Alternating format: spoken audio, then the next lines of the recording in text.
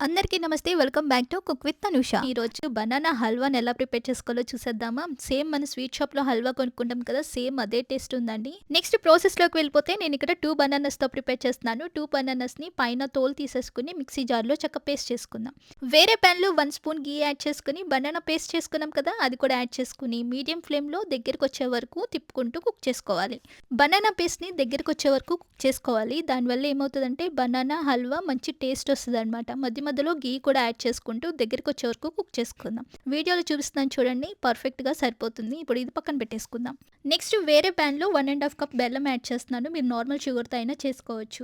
బెల్లం యాడ్ చేసిన తర్వాత కొంచెం వాటర్ యాడ్ చేసుకొని బెల్లం కరిగితే సరిపోతుందండి. దీనిలో పాకమేమీ అవసరం లేదు. బెల్లం కరిగిన తర్వాత మనం ముందుగా ప్రిపేర్ చేసుకున్న బనానా పేస్ట్ ఉంది కదా! దానిలోకి బెల్లం సిరప్‌ని యాడ్ చేసుకొని మొత్తం కలిసే విధంగా మిక్స్ చేసుకుందాం. బనానా హల్వా ఎలాంటి బనానాస్ తీసుకోవాలి అనేది మీకు డౌట్ వస్తే నాటు బనానా అయితే పర్ఫెక్ట్‌గా ఉంటుంది. దానిలో స్వీట్‌నెస్ కూడా చక్కగా కరెక్ట్‌గా ఉంటదనమాట.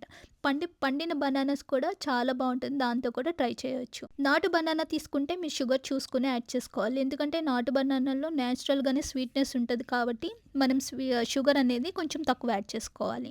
నెక్స్ట్ దానిలోకి 1 స్పూన్ ఘీ కూడా యాడ్ చేసుకొని బనానా హల్వా దగ్గరికొచ్చే వరకు కుక్ చేసుకోవాలండి. వీడియోలో చూస్తున్నారు చూడండి. ఇంకొంచెం 2 మినిట్స్ ఫ్రై చేసుకుంటే మొత్తం సెపరేట్ అయిపోతుందనమాట.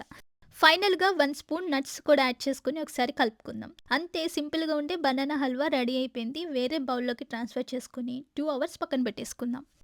2 అవర్స్ తర్వాత హల్వా చక్కగా గట్టిగా అయిపోతుంది. మనకు కావాల్సిన షేప్‌లో కట్ చేసుకోవచ్చు. మీరెప్పుడైనా బనానాతో హల్వా ట్రై చేశారా? ఒకవేళ ట్రై చేయకపోతే తప్పకుండా ట్రై చేయండి. మీకు కూడా నచ్చుతుంది. ఒకసారి మీ ఇంట్లో గాని ట్రై చేస్తే స్వీట్ షాప్‌లో అస్సలు కొనరండి. మరి మీరు కూడా ట్రై చేస్తారని అనుకుంటున్నాను. ట్రై చేసి, టేస్ట్ చేసి మీ ఫీడ్‌బ్యాక్‌ని నాతో షేర్ చేయడం అస్సలు మర్చిపోవద్దు.